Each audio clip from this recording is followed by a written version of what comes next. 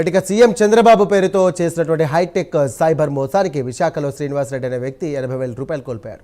ఇక వీడియో కాల్లో నమ్మించి మరీ టోకరా వేశారు కేటుగాలు.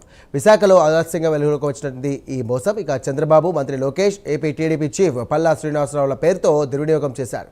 ఇక మాజీ మంత్రి దేవినేని ఉమా ఫోటోతో కూడా వాట్సాప్ డీపీ పెట్టుకొని సీఎం చంద్రబాబుతో వీడియో కాల్, వాట్సాప్ కాల్ మాట్లాడినట్టుగా నమ్మించే ప్రయత్నం చేయడంతో బాధితులు అతని ట్రాప్లో పడ్డారు.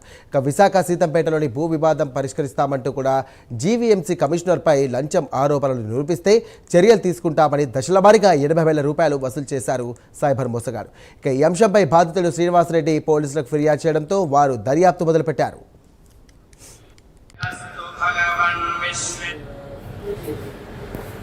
సార్ నమస్తే సార్. సార్ సార్ నా పేరు శ్రీనివాసరెడ్డి సార్.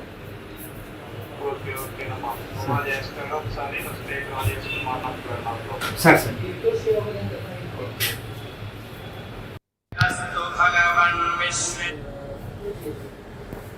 సార్ సార్ నమస్తే సార్. సార్ సార్ నా పేరు శ్రీనివాసరెడ్డి సార్.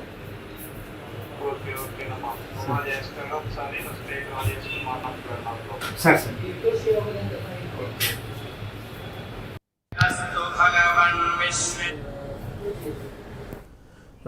రైట్ విన్నర్గా ఇదే అంశానికి సంబంధించి మరిన్ని డీటెయిల్స్ అంచడానికి ఫోన్ ద్వారా మా విశాఖ కరెస్పాండెంట్ నరసింహ సిద్ధంగా ఉన్నారు. నరసింహ చెప్పండి.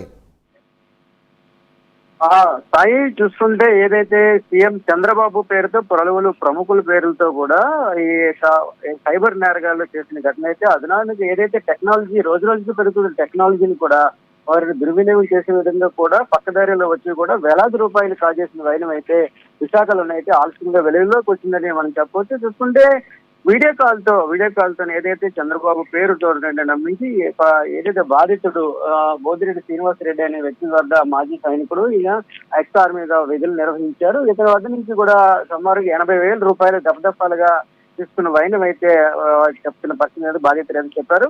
చూసుకుంటే సీఎం చంద్రబాబు నాయుడు, మంత్రి నారా లోకేష్, టీడీపీ రాష్ట్ర అధ్యక్షుడు పల్లా శ్రీనివాసరావు తదితర ప్రముఖుల పేర్లను కూడా దుర్వినియోగం చేస్తూ ఏదైతే వీడియో కాల్ ద్వారా అతని నుంచి కూడా ఎప్పటి నుంచో ఉన్నటువంటి భూ సమస్య ఏదైతే విశాఖపట్నం సీతంపేటలో తన భూ వివాదాన్ని పరిష్కరిస్తామని కూడా అయితే ఇటీవల జీవీఎంసీ కమిషనర్ కూడా ఏదైతే లంచ ఆరోపణలు నిరూపిస్తే కూడా చర్యలు తీసుకుంటామని కూడా దశల వారీగా కూడా 80,000 ఇచ్చినట్లు కూడా బాధితుడు అయితే చెప్తున్నాడు. అయితే ఇతను ఏదైతే బోదిరెడ్డి శ్రీనివాసరెడ్డి అనే వ్యక్తి అయితే ఇప్పుడు చూసుకుంటే national federation human rights council లో కూడా విధులు నిర్వహించారు. అది చూసుకుంటే national vice president anti corruption లో కూడా ఇతను ప్రస్తుతానికి అయితే పనిచేస్తూ ఉన్నారు.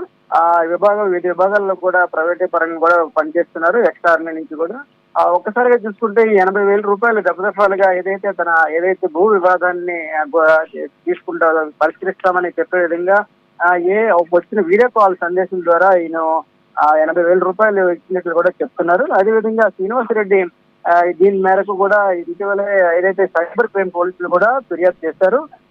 ఘటన అయితే ఏదైతే రంగంలో దిగిన సైబర్ క్రైమ్ పోలీసులు అయితే ఒకసారి విచారణ దర్యాప్తు ముమ్మరం చేశారు. అయితే మోసానికి ఈ తరహా హైటెక్ మోసానికి పాల్పడిన వ్యక్తుల యొక్క వివరాలను ఇప్పటికే సేకరిస్తున్నారు.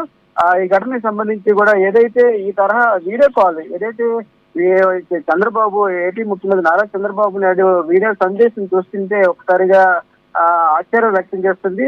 నిజంగానే చంద్రబాబు నాయుడు మాట్లాడారు అన్నట్టుగా అతనితో మాట్లాడారు. అతనితో పాటుగా కుటుంబ సభ్యులతో కూడా మాట్లాడించి ఆశ్చర్యం వ్యక్తం చేస్తున్న పరిస్థితి అయితే నెలకొంది.